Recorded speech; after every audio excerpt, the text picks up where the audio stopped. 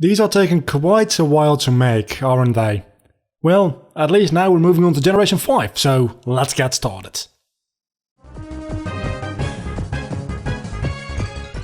Can I just say, it's a cooler version of Rapidash. Because this thing, Downrod, is a cooler version of Rapidash. There's not much more that I can say, to be honest. I don't really give a shit about the typing, or its moveset, or its usefulness in battle. It just looks cool. That's about it, really.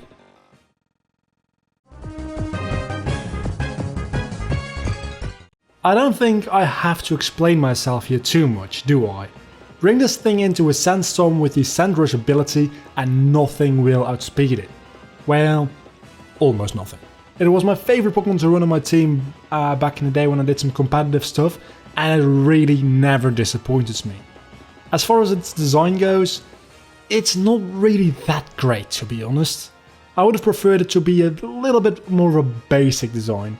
I know that's a general complaint about Generation 5 as a whole, but it's not as if I dislike complicated designs. As a matter of fact, I liked them a lot of the time.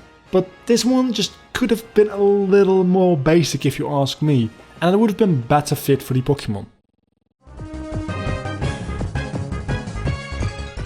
Never really used it, I'm gonna be honest about that. I'm not a huge fan of the design either, so why is it on the list? Well, as you might remember, I put Sableye on my Generation 3 list, because it used to be the only Pokemon with no type weaknesses. It was rather useless as a Pokemon in battle though.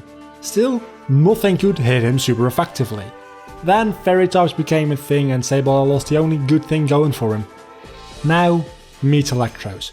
He does have a weakness to ground type moves, but he also just so happens to have the Levitate ability, meaning that he doesn't get hit by ground type moves. It's just with Sableye, nothing too useful on actual battle, but it's a cool concept that a Pokemon can't be hit super effectively by anything. Of course, there is ways to cancel out Levitate, but that means you've got to put in some extra effort just to get an Earthquake going on.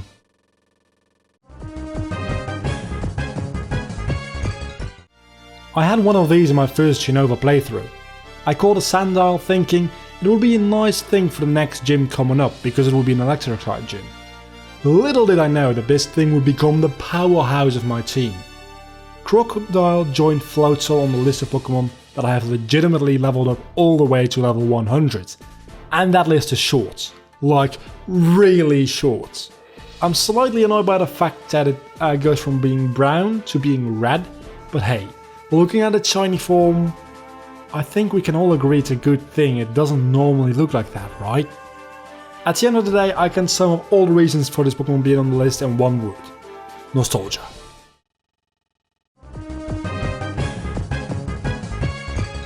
Starting with its design, it's downright perfect. Remember what I said about Nintendo and Game Freak choosing a couple of Pokemon every generation, which they just kind of decide everybody is going to like? Well, for Generation 5 there was Zoroark, and I must admit, they did a great job. I always have mixed feelings about these kind of Pokemons. Yes, I liked them, but I am meant to like them. Should I take that into account for a list like this? Hell no! That would make me some kind of Pokemon hipster scum. I like this Pokemon, so it's on the list. Period. As a matter of fact, I like it so much, it's on the top of the list. That's been my top 5 Unova Pokemon. We're getting closer and closer to having done every single generation now, so I won't spend too much time and I'll get right onto the next video right away. If you want to see my top 10 Pokemon games, click the thumbnail on the top. If you want to see my top 5 single Pokemon, click the thumbnail on the bottom. Also, don't forget to subscribe to the channel to keep up to date with my content. If you would like to, also please leave a like, it really does help out the channel a lot. Until the next time, I have been Vlogger, you have been awesome as always. Bye.